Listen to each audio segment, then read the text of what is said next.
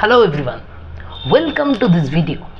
तो इस वीडियो में हम ये वाला क्वेश्चन का सॉल्यूशन निकालेंगे। तो चलिए पहले क्वेश्चन को थोड़ा पढ़ते हैं। हमसे क्या पूछा गया, देखिए, given below are two statements, one is assertion and another is reason. मतलब ये साफ साफ असर्शन रीजन का क्वेश्चन है, ठीक है, थियोरेटिकल क्वेश्चन है। तो असर्शन में देखिए क्या बोला गया, ascending limb of loop of Henle is impermeable to water and allows transport of electrolytes actively or passively। ये है हमारा assertion। And reason is dilution of filtrate takes place due to efflux of electrolytes in the medullary fluid। तो ये है reason. और options में देखिए आपको ये बताना है, पहले ये बताना है कि असर्शन और रीजन में कौन सा ट्रू है और कौन सा फॉल्स। और अगर आपको दोनों ही ट्रू मिले तो आपको बताना है कि the reason is real for the assertion. जो असर्शन दिया हुआ है उसके लिए जो रीजन है, क्या वो सच में रीजन है या फिर नहीं। तो हमारा यहाँ पर बहुत सारा काम है। पहले काम ये है कि हमें देखना है दो जो स्टेटमेंट्स दिया हुआ है, असर्शन एंड रीजन, उसमें कौन सा ट्रू है और कौन सा फॉल्स। और अगर दोनों ही ट्रू मिला तो हमें फिर से देखना पड़ेगा कि जो रीजन है, असर्शन के लिए जो रीजन दिया है, वो सच में रीजन है या नहीं। अच्छा, तो हम पहले शुरू करेंगे ट्रू है या फॉल्स है, ये पहले हमें देखना है। तो पहले असर्शन को लेते हैं। असर्शन में देखिए बोला गया, ascending limb of loop of Henle is impermeable to water and allows transport of electrolytes actively or passively। यहाँ पर किसका बात हो रहा है भाई साहब, यहाँ पर हमने देखा, हमसे लूप ऑफ हेनली के बारे में बात किया गया है। तो लूप ऑफ हेनली ये कहाँ पे रहता है, पहले हमें ये सोचना है कि लूप ऑफ हेनली ये नाम हम कहाँ पे सुना है। हम ये नाम सुना है एक्सक्रीटरी सिस्टम में, लूप ऑफ हेनली। कौन सा स्ट्रक्चर में सुना है, loop of Henle is a part of nephron, है ना। तो नेफ्रॉन है structural and functional unit of the kidney. तो किडनी में हमें मिलेगा नेफ्रॉन और नेफ्रॉन में हमें मिलेगा लूप ऑफ हेनली, ठीक है। तो चलिए पहले हम छोटा करके नेफ्रॉन को एक बार रिमाइंड कर लेते हैं कि नेफ्रॉन का स्ट्रक्चर क्या था, उसमें लूप ऑफ हेनली कहाँ पर है और लूप ऑफ हेनली का फंक्शन क्या है ना। तभी तो हम आंसर दे पाएंगे ये क्वेश्चन का। तो चलिए पहले नेफ्रॉन का स्ट्रक्चर कैसा था थोड़ा याद कर लेते हैं। तो देखिए पहले नेफ्रॉन में था हमारा ये कप शेप्ड ग्लोमेरुलस, है ना। और यहाँ से इस तरह एक टिब्यूल स्टार्ट होता था। उसके बाद ये टिब्यूल इस तरह नीचे आता था, फिर ऐसा एक लूप बना के ऊपर चला जाता था। उसके बाद फिर से ऐसा एक tubular structure, then it meets with something like this. So ऐसा होता था। ये मैंने एक रफ स्ट्रक्चर बना है, किसका, it is a structure of nephron, है ना। It is a rough structure of nephron. तो इसमें क्या क्या पार्ट था एक बार ज़रा याद कीजिए। ये जो कप शेप्ड स्ट्रक्चर है, कप शेप्ड स्ट्रक्चर, इसे हम कहते थे भाई साहब ग्लोमेरुलस, है ना, ग्लोमेरुलस।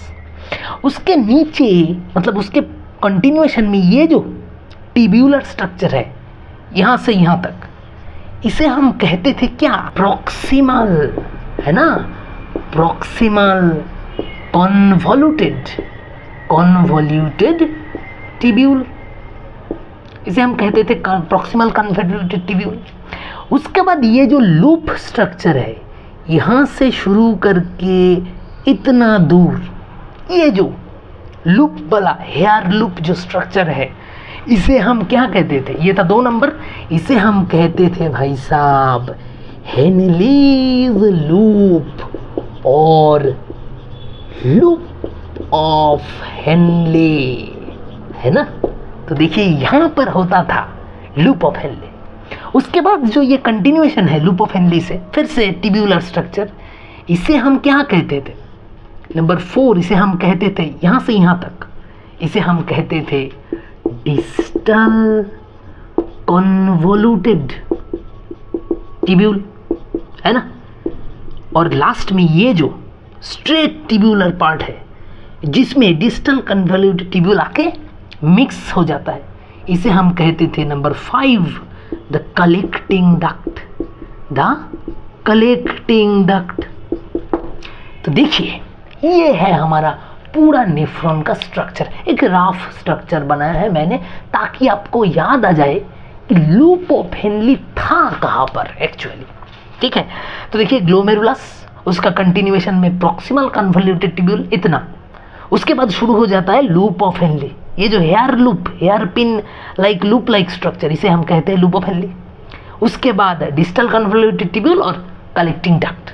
तो हमें और कहाँ पे फोकस नहीं करना है, हमें सिर्फ लूप ऑफ हेनली पे फोकस करना है। तो अब मैं एक काम करूँगा, मैं ये जो पार्ट है इसे जूम करूँगा, है ना, इसे मैं अब जूम करूँगा ताकि हमें लूप ऑफ हेनली का स्ट्रक्चर ठीक से हमें देखने मिल जाए।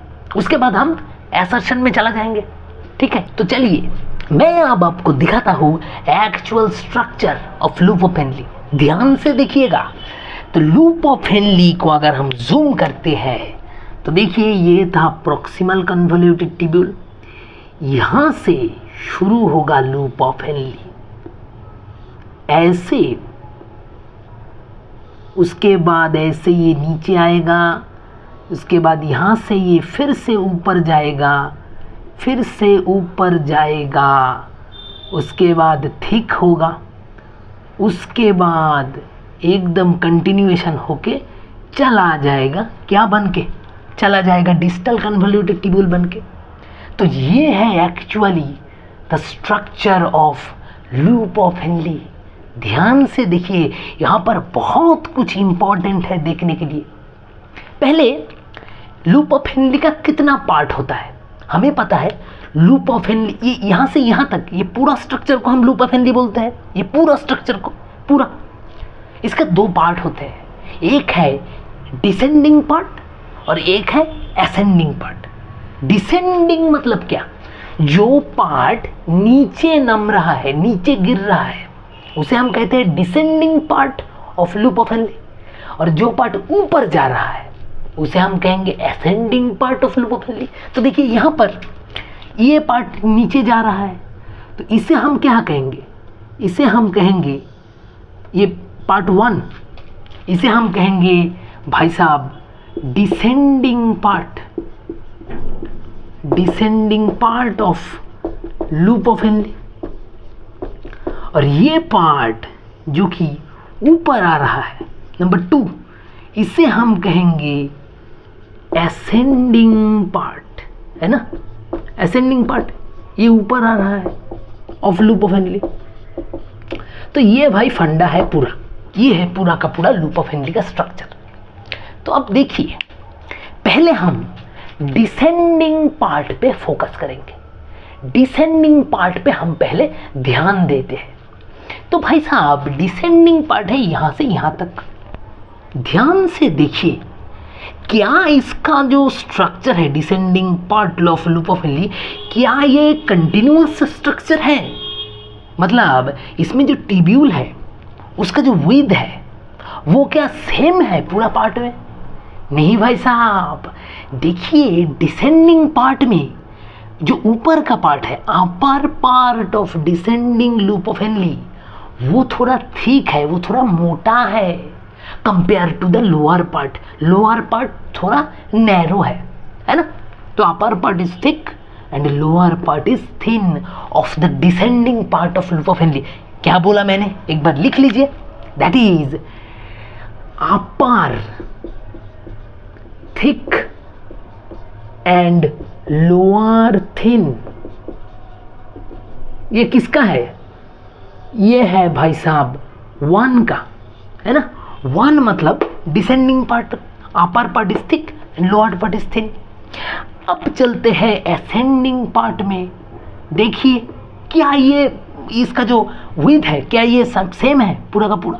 नहीं, यहाँ पर भी प्रॉब्लम है। देखिए इसमें नीचे का पार्ट है थिन और ऊपर का पार्ट है थिक। सो असेंडिंग पार्ट शुरू होता है यहाँ से यहाँ तक, डिसेंडिंग पार्ट शुरू होता है यहाँ से यहाँ तक। तो ऊपर का पार्ट थिक, नीचे का पार्ट थिन। असेंडिंग शुरू होगा थिन से, है ना? तो असेंडिंग इज लोअर पार्ट जो है असेंडिंग का, lower part is thin and upper part is thick of, ये किसका है? ये है नंबर 2 का, असेंडिंग का, है ना? तो देखिए पहले आपको ये स्ट्रक्चर ठीक से समझना पड़ेगा, है ना, कि एक जगह पे थिक है एक जगह पे थिन है। ये इट इज़ वेरी इंपॉर्टेंट। सबको लगता है कि भाई ये ट्यूब्यूल तो सेम विद होगा, लेकिन नहीं, असेंडिंग लिम्ब और डिसेंडिंग लिम्ब का विद में चेंजेस है, कहाँ पे थिक है और कहाँ पे थिन है, प्लीज़ ध्यान में रखिएगा। अब आता है दूसरा। तो अब हमें देखना है कि असेंडिंग और डिसेंडिंग लिम्ब में जो भी आना जाना होगा, जो भी एब्जॉर्प्शन और रिलीज होगा, वो कैसे होगा। मतलब असेंडिंग और डिसेंडिंग लिम्ब में क्या क्या चैनल है, वो चैनल से क्या क्या आता जाता रहता है, क्यों आता जाता रहता है, अब हम वो देखेंगे। तो चलिए थोड़ा डिटेल्स में डिसेंडिंग लिम्ब को जूम करेंगे और असेंडिंग लिम्ब को भी जूम करेंगे और देखेंगे उसका वॉल में क्या क्या चैनल है और वहाँ से क्या क्या आना जाना करता है। तो चलिए थोड़ा देख लेते। तो देखिए पहले हम देखते हैं डिसेंडिंग लिम्ब में क्या है। तो भाई descending limb number 1, descending limb, इसमें हमें दिखेगा एक water channel that is known as aquaporin water channel. ये हमें दिखेगा कहाँ पे? डिसेंडिंग लिम्ब का वॉल में, ठीक है। और असेंडिंग लिम्ब का वॉल में हमें 2 चीज़ मिलेगा। असेंडिंग लिम्ब का वॉल में मिलेगा पहले Na+Cl- पंप और दूसरा चीज़ मिलेगा एक Na+ चैनल। तो देखिए इतना सब कुछ हमें मिलता है असेंडिंग लिम्ब और डिसेंडिंग लिम्ब में, ठीक है। अब हमें ये जानना है कि भाई साहब एक्वापोरिन वाटर चैनल इसका काम क्या है, ये रहता है कहाँ पे? डिसेंडिंग लिम्ब में। इसका काम क्या है? देखिए नाम में ही काम है इसका, it is a water channel. तो ये क्या करेगा? ये वाटर लेन देन करेगा, ये वाटर इंटरचेंज में हेल्प करेगा। तो एक्वापोरिन वाटर चैनल से क्या जाता है? Water can pass by diffusion, very important. तो एक्वापोरिन वाटर चैनल में वाटर किस तरह जाता है, कैसा है water transport? It is by diffusion. और हमें पता है कि डिफ्यूशन एक्टिव ट्रांसपोर्ट है या फिर पैसिव ट्रांसपोर्ट। डिफ्यूशन में कोई भी एनर्जी का ज़रूरत पड़ता है? डिफ्यूशन में एटीपी वेस्ट होता है? नहीं भाई साहब, डिफ्यूशन होता है सिर्फ और सिर्फ कंसेंट्रेशन डिफरेंस में। हायर कंसेंट्रेशन से लोअर कंसेंट्रेशन में वाटर आ जाएगा थ्रू एक्वापोरिन चैनल। तो it is just a passive transport, इसमें कोई एटीपी नहीं लगेगा, है ना, जस्ट हायर कंसेंट्रेशन से लोअर कंसेंट्रेशन में आ जाएगा। तो भाई साहब एक्वापोरिन वाटर चैनल में कैसे होता है water transport? It is a passive transport. हो गया, इतना तक सब क्लियर है। अब चलते हैं असेंडिंग लिम्ब में क्या होता है। देखिए असेंडिंग लिम्ब में 2 चीज़ है, एक चैनल है एक पंप है। पंप मतलब क्या? ये NaCl पंप में क्या लेन देन होता होगा? नाम में ही काम है। Na एंड Cl ये दोनों ion can pass through this pump, और कोई आयन नहीं जा पाएगा, है ना, नाम में ही काम है। सो NaCl पंप मतलब क्या? एक्टिव ट्रांसपोर्ट या पैसिव ट्रांसपोर्ट? हमेशा याद रखना, पंप मतलब एक्टिव ट्रांसपोर्ट, क्योंकि पंप मतलब यूटिलाइजेशन ऑफ एटीपी। पंप में हमेशा एटीपी वेस्ट होता है, और जहाँ पे एटीपी वेस्ट होगा उसका मतलब that is active transport. So NaCl pump मतलब क्या? Active transport. And again Na+ channel, channel मतलब क्या? ये चैनल से Na+ ion can go, only Na+ ion can pass. Channel मतलब क्या? हमें पता है चैनल मतलब just diffusion process, just diffusion process. और डिफ्यूजन मतलब पहले ही बता चुका हूं मैं, दैट इज पैसिव ट्रांसपोर्ट। तो हमें अब बहुत कुछ पता चल गया। ध्यान से एक बार रिवाइज कर लीजिए। पहले देखिए, descending limb of loop of Henle में एक्वापोरिन वाटर चैनल है, जिससे water can pass by diffusion, that is passive transport. और ascending limb of loop of Henle में है दो चीज, एक है NaCl पंप, उसमें Na+ and Cl- ions can pass by active transport, और दूसरा है Na+ चैनल, उसमें Na+ ion can transport by the process of diffusion, that means passive transport. तो डिसेंडिंग लिम्ब में होता है सिर्फ पैसिव ट्रांसपोर्ट ऑफ वाटर, और असेंडिंग लिम्ब में होता है दोनों ही, एक्टिव ट्रांसपोर्ट भी होता है, पैसिव ट्रांसपोर्ट भी होता है। लेकिन उसमें किसका ट्रांसपोर्ट होता है? एक्टिव और पैसिव ट्रांसपोर्ट ऑफ आयोन्स, है ना, Na+ Cl- आयोन्स। तो इतना हमें पता चल गया, तो बहुत कुछ पता चल गया है। लेकिन अभी एक चीज हमें जानना पड़ेगा कि भाई साहब, ये चैनल्स, पंप्स, सब कुछ तो समझ में आ गया, लेकिन इसमें वाटर और आयंस अंदर जाएगा कि अंदर से बाहर आएगा, है ना? ये एक क्वेश्चन अभी हमारा दिमाग में बाकी रह गया। तो चलिए उसे भी जान लेते हैं। तो पहले देखिए, ये जो लूप ऑफ हेनली है, इसका बाहर का जो पार्ट है, जो ये जो पार्ट है, इस पार्ट को हम क्या बोलते हैं? ये बाहर का जो पार्ट है, इस पार्ट को हम क्या बोलते हैं? इसे हम बोलते हैं, नीचे का पार्ट को बोलता है आउटर मेडुला, है ना, और उसके ऊपर का पार्ट को बोलते हैं इनर मेडुला, एंड एकदम ऊपर का पार्ट को बोलते हैं हम कॉर्टेक्स, है ना। ये किडनी का पार्ट है। The outer part of kidney is known as cortex और inner part is known as medulla. तो एकदम नीचे पार्ट को हम बोलेंगे, सॉरी ये होगा इनर, है ना, एकदम इनर पार्ट को हम बोलेंगे इनर मेडुला, उसके बाद हम बोलेंगे आउटर मेडुला, और एकदम ऊपर होगा कॉर्टेक्स। बस अब ठीक है। तो अब एक चीज हमें देखना पड़ेगा कि इसमें जो मेडुलरी जो फ्लूइड्स होंगे, जो इंटरस्टिशियल फ्लूइड्स होंगे, और जो फ्लूइड होगा हमारा लूप ऑफ हेनली के अंदर, उन दोनों का कंसेंट्रेशन हमें जानना है। क्योंकि अगर हमें कंसेंट्रेशन पता होगा तभी तो हम बोल पाएंगे कि वाटर और आयंस किस तरफ से किस तरफ आएगा जाएगा, है ना। क्योंकि देखिए डिफ्यूजन है यहाँ पर, तो diffusion depends on concentration of fluid. तो हमें अब देखना पड़ेगा कि लूप ऑफ हेनली का अंदर का फ्लूइड का कंसेंट्रेशन क्या है, और लूप ऑफ हेनली का बाहर का जो पार्ट है, that is medulla and cortex, वहाँ का फ्लूइड का कंसेंट्रेशन क्या है। ठीक है, तो चलिए शुरू करते हैं। तो देखिए यहाँ पर जब पहले फ्लूइड आता है, फ्लूइड एंट्री होता है लूप ऑफ हेनली में, तो पहला पार्ट होता है डिसेंडिंग लूप ऑफ हेनली। पहले फ्लूइड आता है डिसेंडिंग पार्ट में। तो डिसेंडिंग पार्ट जब शुरू होता है तब उसका कंसेंट्रेशन रहता है 300। इसका यूनिट क्या होगा? 300 मिली ऑस्मोल।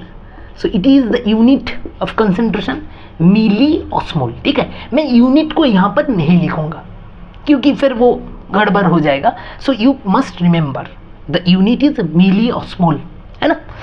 तो देखिए जब ये फ्लूइड पहली बार आता है तब उसका कंसेंट्रेशन रहता है 300 मिली ऑस्मोल। ठीक है, अब जैसे जैसे वो ऐसे क्या करेगा, डिसेंडिंग लिम्ब है, तो यहाँ से फ्लूइड डिसेंड करके नीचे आएगा।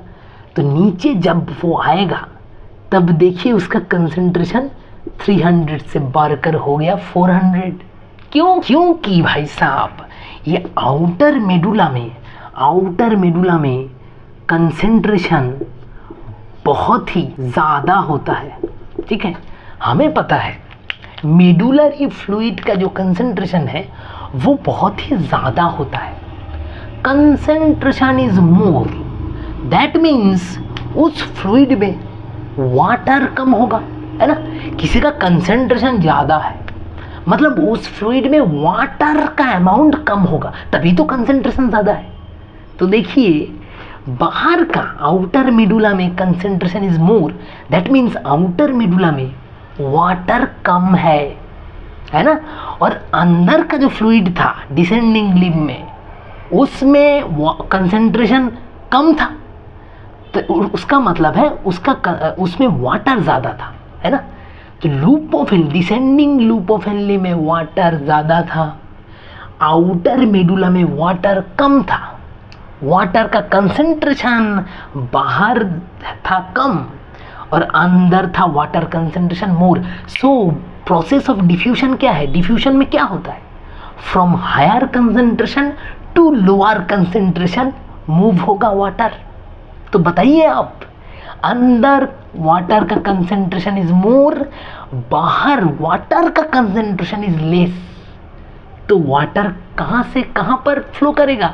वाटर फ्लो करेगा अंदर से बाहर, है ना। वाटर फ्लो करेगा अंदर से बाहर।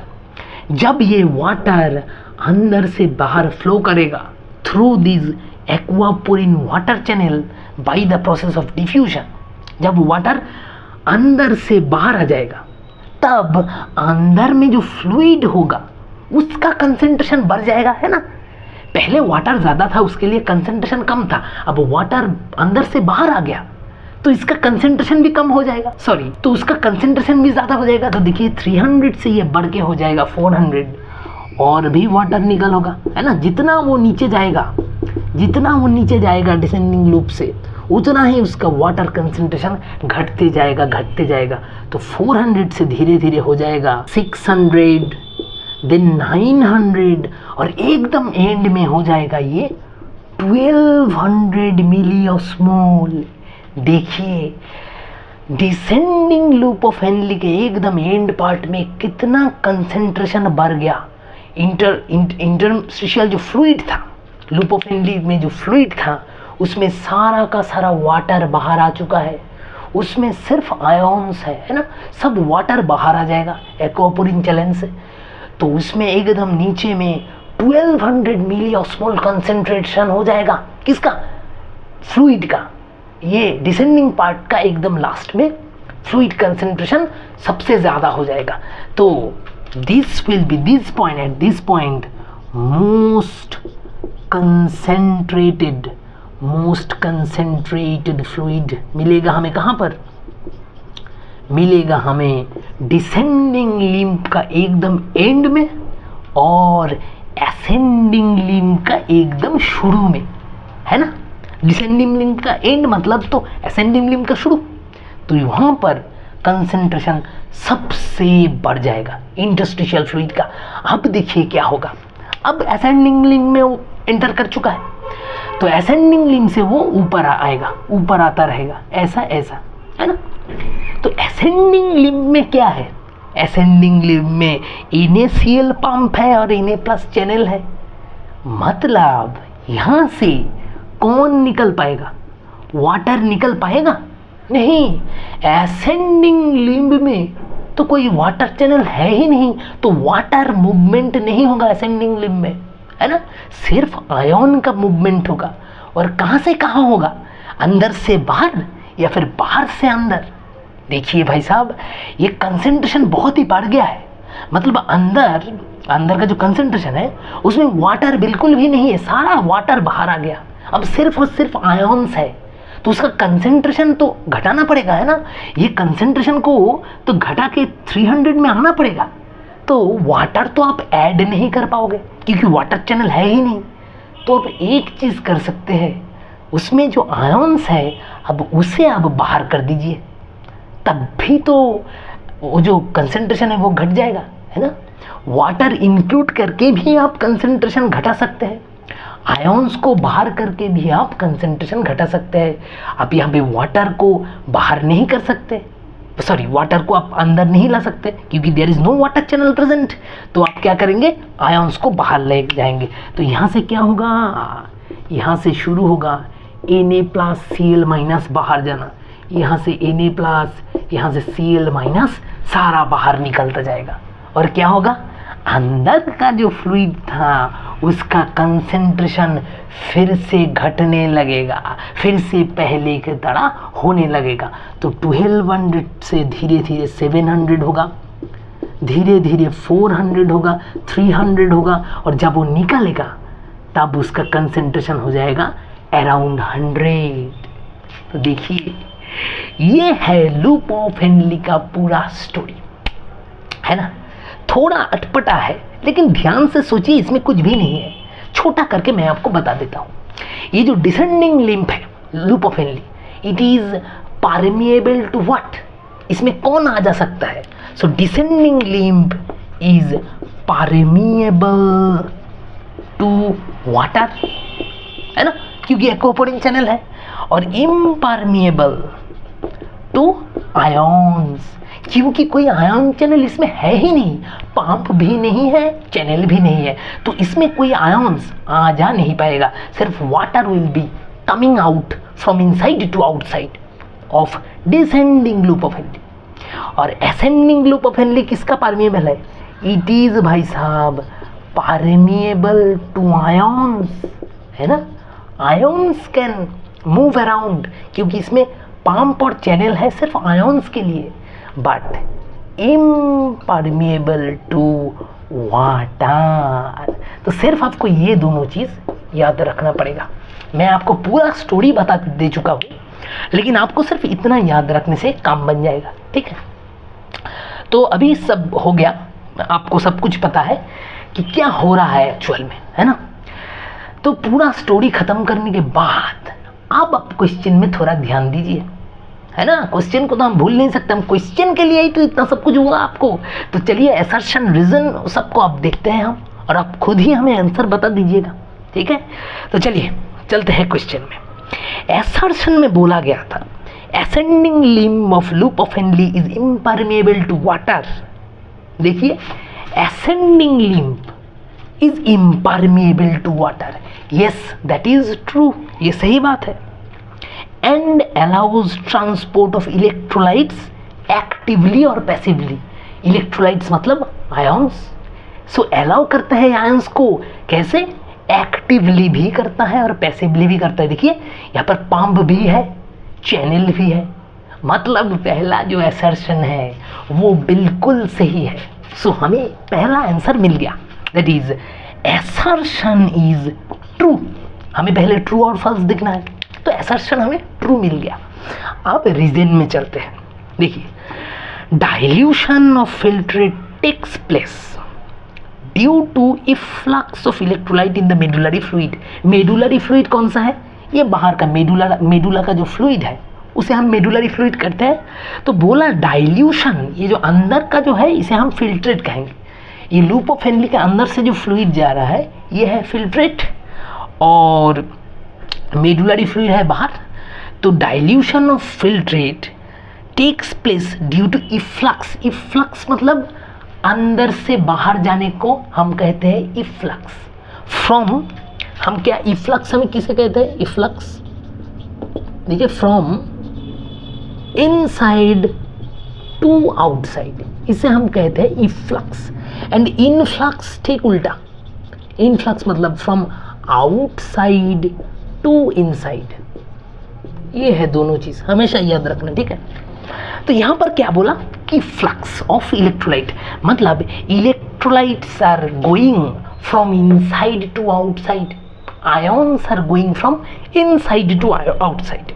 तो डाइल्यूशन फिल्ट्रेट क्यों हो रहा है, क्योंकि देखिए यहाँ पर देखिए डाइल्यूशन ऑफ फिल्ट्रेट हो रहा है ना, जब असेंडिंग लूप में नीचे से ऊपर आ रहा है फिल्ट्रेट, तब फिल्ट्रेट का कंसेंट्रेशन घट रहा है ना, 700 से 400 से 100 घट रहा है। सो डाइल्यूशन ऑफ फिल्ट्रेट हो रहा है, क्यों? क्योंकि आयंस अंदर से बाहर जा रहा है due to efflux of ions, efflux of electrolytes. So our second जो रीजन है, सेकंड में जो रीजन दिया है, that is also true, dilution of filtrate is occurring due to efflux of electrolytes in ascending loop of Henry. So हमें क्या मिला? R is also true. So दोनों ही ट्रू है। अब हमें क्या देखना था? अब हमें देखना था कि क्या जो रीजन दिया है वो सच में रीजन है ये असर्शन का। अब हमें वो सोच, तो देखिए असर्शन में हमें क्या बोला था? हमें डिसेंडिंग लूप ऑफ हेनरी के बारे में बोला गया है, लेकिन रीजन में देखिए हमें ascending limb of loop of Henry के बारे में बोला गया है। तो इन दोनों ट्रू है, लेकिन असर्शन में जो बोला गया उसके साथ रीजन का कोई भी रिलेशन नहीं है। तो देखिए असर्शन में हमें बोला गया था ascending limb of loop of Henry is permeable to water and allows transport of electrolytes actively or passively। ये एक सही बात था, लेकिन इसके साथ रीजन का कोई भी लेना देना नहीं है ना। ये रीजन, ये असर्शन के साथ कोई भी लेना देना नहीं है रीजन का। दोनों ही सही बात है, लेकिन दोनों का आपस में कुछ भी कनेक्शन नहीं है। ये समझना बहुत ही ज़रूरी है ना। ये दोनों ट्रू है, लेकिन रीजन के साथ असर्शन का कोई लेना देना नहीं। ठीक है, ये आपको पढ़ के ही समझ में आ जाना चाहिए। तो हमें ये मिला कि भाई साहब both are true, but R is not the correct explanation of assertion. So देखिए कौन सा होगा ऑप्शन। ऑप्शन 2 को देखिए, both A and R are true but R is not the correct explanation of A. So you have got our answer. Our answer will be option 2. So please remember the solution, है ना। दोनों ही true है, उसका मतलब ये नहीं कि assertion का रीजन यही होगा, है ना। इन दोनों में कोई भी रिलेशन है ही नहीं। तो चलिए, hope you have understood the solution very well. So thank you all.